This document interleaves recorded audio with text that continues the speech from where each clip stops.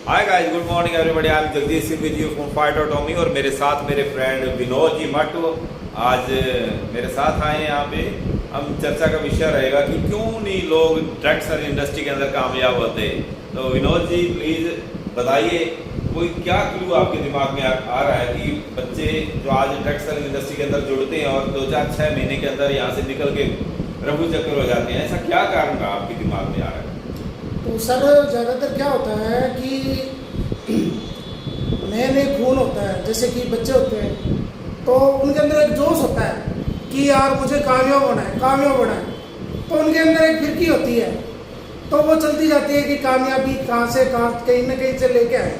लेकिन होता नहीं है। होता क्यों नहीं है कि ज़्यादातर चारों तरफ क्या नेगेटिविटी फैली हुई है। तो नेगेटिविटी फैलने के कारण वो लोग कामयाब नहीं हो पाते और ऐसे लोगों के चक्कर में फंस जाते हैं जाके, जहाँ पर नेगेटिव लोग होते हैं।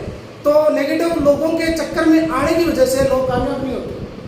नहीं, मेरा सवाल ये नहीं था। मैं ये कह रहा हूँ कि टेक्सटाइल इंडस्ट्री में बंदे ने पैन कार्ड, आधार कार्ड दे दिया, कंपनी के साथ जुड़ने के लिए तैयार हो गया, कंपनी के साथ जुड़ के वो उस लीडर के साथ जुड़ने को तैयार हुआ कि मुझे सक्सेस चाहिए। उसके बाद वो 2-3 महीने रहता है और वो टेक्सटाइल इंडस्ट्री का जो लीडर होता है, जो मोटिवेशन करके उसको लेके आता है, लेकिन वो लेने के बाद में उसको संभालता ही नहीं है। या अलग दिशा में निकल जाता है, प्रेजेंटेशन प्लान पे चले जाते हैं या कहीं भी चले जाते हैं, मोटिवेशन पे चले जाते हैं, लेकिन वो मेन एजुकेशन है, जो नॉलेज है, वो नहीं होती लोगों के पास। और हमसे सीधी बात कीजिए आप इस पर, तो वहाँ पे आपका क्या ख्याल है? यह बात आपने सही कही सर, क्योंकि ज़्यादातर क्या है, ये नॉलेज का बिजनेस है। क्योंकि जो जिसके साथ वो जुड़ता है उसको नॉलेज ही नहीं होती, तो वो बंदा करेगा क्या? 2 से 3 महीने रहेगा और बाद में जाने के बाद में और फिर वो उससे पीछा छुड़ाने की कोशिश करता है और लास्ट के अंदर जाके वो वहाँ से पीछे छुड़ा लेता है। मैंने 20 साल से पीछे से मैं टेक्सटाइल इंडस्ट्री के साथ पार्ट टाइम में जॉब के साथ जुड़ा हुआ था, लेकिन मैंने जो चीज़ें देखी यहाँ पे, मोटिवेशन करके बड़े बड़े ड्रीम दिखाए जाते हैं, वो सब चीज़ें दिखाई जाती हैं जो हमारे वो नहीं हो पाती। वो लीडर है जो वो नहीं करवा पाते अपनी टीम के साथ से। वो कारण मेरे को और भी लग रहे हैं कि जैसे वेलनेस की बहुत बड़ी इंडस्ट्री है टेक्सटाइल इंडस्ट्री के अंदर, क्योंकि हर कंपनी के पास वेलनेस के प्रोडक्ट हैं, लेकिन वो किसी भी तरीके से उन वेलनेस के प्रोडक्ट्स की क्वालिटी को हाईलाइट नहीं कर पा रहे हैं वो लीडर है जो। क्योंकि इंडिया का जो मार्केट है वेलनेस के ऊपर बहुत बड़ा मार्केट है हमारे। तो थोड़ा सा मैं बोलना चाहूँगा सर इस विषय के अंदर। आपने अच्छी बात कही, डायरेक्ट सेलिंग के अंदर ज़्यादातर बंदे ग्रो क्यों नहीं कर पाते। तो इसके अंदर मेरे माइंड में थोड़ा सा ख्याल आया और मैं बता रहा हूँ आपको, और अपने डिस्कस कर रहे हैं इस विषय पे। तो सर ज़्यादातर लोग ग्रो क्यों नहीं कर पाते, ये बहुत अच्छा सब्जेक्ट है। ग्रो इसलिए नहीं कर पाते कि सबसे बड़ा कारण है नॉलेज का। तो डायरेक्ट सेलिंग के अंदर जितने भी लीडर होते हैं उनके पास तो नॉलेज नहीं होती। दूसरी बात क्या होती है कि जैसे वो कुछ पढ़ना नहीं चाहते, एजुकेशन लेना नहीं चाहते। सबसे बड़ी समस्या क्या है कि एजुकेशन भी है सर, एजुकेशन लेना नहीं चाहते। कितना भी बड़ा लीडर होता है उसके पास एजुकेशन है ही नहीं और ना वो लेना चाहता है। ओनली फॉर मोटिवेशन के साथ वो बिजनेस करता है, इसलिए ज़्यादातर लोग कामयाब नहीं होते और ज़्यादातर लोग ग्रो नहीं कर पाते।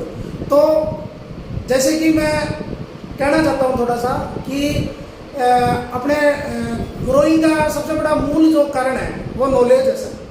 नॉलेज जब भी किसी लीडर में नहीं होगी सर, तो वो कामयाब ना तो खुद होगा, ना अपनी टीम को कर पाएगा और ना आगे उसका जैसे मान लो टीम कभी बिल्डअप हो पाएगी।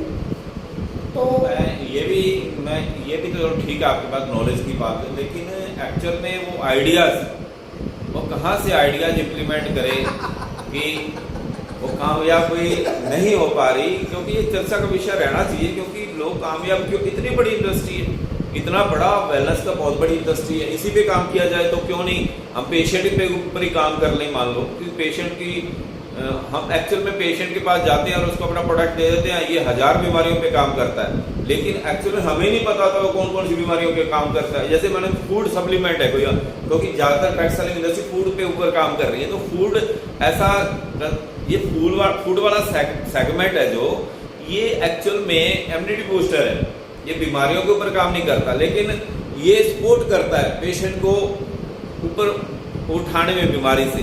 तो उसको देना कैसे है या किस तरह के प्रिकॉशन रखे जाने चाहिए, वो सब चीज़ें हमने तो प्रोडक्ट थमाया अगले बंदे को और आगे वाले प्लान उस पर पहुँच गए और उस बंदे को बाद में पूछा भी नहीं कोई ले रहा है क्या, उसका आपका रिजल्ट आया, कैसे ले रहा है कि नहीं ले रहा। तो ये सब चीज़ें मैंने देखी हैं, लेकिन मैंने अभी जैसे भी स्टार्ट करा जो पेशेंट के ऊपर काम करना। वेलनेस की बहुत बड़ी इंडस्ट्री है। अगर हम पेशेंट को कवर करके चलते हैं, उसकी बीमारी को प्रपोशन करके ठीक करने की जिम्मेदारी लेते हैं, तो यह जिम्मेदारी की बात आ जाती है। वो जिम्मेदारी लेने के लिए हम तैयार नहीं। एक्चुअल में हम उस पेशेंट की जिम्मेदारी लेने के लिए तैयार नहीं, जिसकी वजह से हम पैसे के पीछे भाग रहे हैं, प्लान प्रेजेंटेशन, लेकिन वो जिम्मेदारी हम लेने को तैयार नहीं है और आगे निकलते चले जा रहे हैं, पीछे वालों को संभालते ही नहीं है। लेकिन अगर हम उस पेशेंट को अगर ठीक करने की जिम्मेदारी लें तो पैसा तो बाय डिफॉल्ट आएगा मटियर, बाय डिफॉल्ट पैसा आएगा। अगर ऐसा हम कुछ काम बड़े लेवल पे करें तो अगर पैसा बाय डिफॉल्ट आता है तो वो बढ़िया पैसा आएगा, बड़ा पैसा आएगा, लंबी जर्नी होगी उस पैसे की आपके लिए। क्यों सर? ये सर आपने बहुत अच्छी बात कही कि ज़्यादातर लोग क्या है ना, जिम्मेवारी नहीं लेते। तो जिम्मेवारी कैसे लेंगे सर? उनको नॉलेज ही नहीं है किसी प्रकार की, तो वो जिम्मेवारी कहाँ से ले लेंगे? अब इतने बढ़िया प्रोडक्ट आ रहे हैं फूड सप्लीमेंट के अंदर, इतने बढ़िया प्रोडक्ट आ रहे हैं किसी भी कंपनी का। मैं किसी कंपनी का नाम नहीं लेना चाहूँगा क्योंकि सभी कंपनियां एक समान होती है सर और बढ़िया होती है।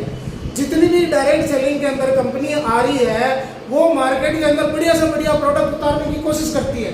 क्यों? क्योंकि उनका नाम बहुत बड़ा हो। तो प्रोडक्ट में तो कोई कमी है नहीं। कमी कहाँ पे है? कमी नॉलेज की है। आप कोई भी कंपनी का ज़्यादा ना करके 2-4 प्रोडक्ट उठा लीजिए और उसकी बढ़िया से बढ़िया नॉलेज ले लीजिए। लेने के बाद में उस नॉलेज को आप लोगों में जाके बांटना स्टार्ट कर दीजिए सर, और आपका बिजनेस ग्रो हो जाएगा। Very simple. लेकिन वहाँ पर सबसे बड़ा प्रश्न, सबसे बड़ा क्वेश्चन ये होगा कि जिम्मेवारी। तो जिम्मेवारी कौन लेगा सर? हमारे पास तो नॉलेज नहीं है, हम जिम्मेवारी कैसे ले लेंगे? हमने तो क्या करना है, प्रोडक्ट फेंकना है और अपने घर पे चले जाना है, इतना ही तो काम है सर।